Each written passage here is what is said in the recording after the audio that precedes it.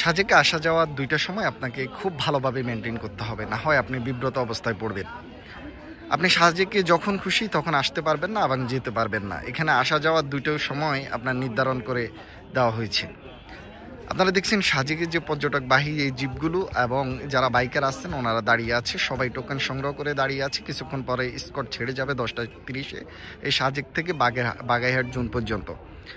আর এই বাগাইহাট জোন পর্যন্ত বিভিন্ন অনেক পথ পাহাড়ের ভিতরে হয়ে থাকার কারণে বিভিন্ন সময় অনেক পর্যটক অনেক সমস্যায় পড়েছে। এই বিষয়টা মাথায় রেখে প্রশাসন থেকে সর্বাত্মক নিরাপত্তা বেষ্টনী দিয়ে পুলিশের গাড়ির সাথে থেকে আপনাকে বাগাইহাট জোন পর্যন্ত পৌঁছিয়ে দেওয়া হবে এবং ওই স্কট আবার নিয়ে আসা হবে। তেমনই আপনার দুপুরবেলা আরেকটা স্কট থাকে, আবার এখান থেকে ওইখান থেকেও নিয়ে আসা হয় দুপুরবেলা, আবার এখান থেকে নিয়ে যাওয়া হয়। এজন্য আপনাকে অবশ্যই স্কটের বিষয়টা মাথায় রেখে আসতে হবে। আপনাকে আধা ঘন্টা আগে আপনার স্কট ছেড়ে আসার আগে আপনাকে দুটো জায়গা থেকে আপনাকে টোকেন সংগ্রহ করে নিতে হবে। তাহলে আপনি এই পর্যটক যে দের জন্য যে স্কট থাকে আপনি তাদের সাথে যেতে পারবেন এবং আসতে পারবেন। এই বিষয়টা অবশ্যই আপনাদেরকে মাথায় রাখতে হবে।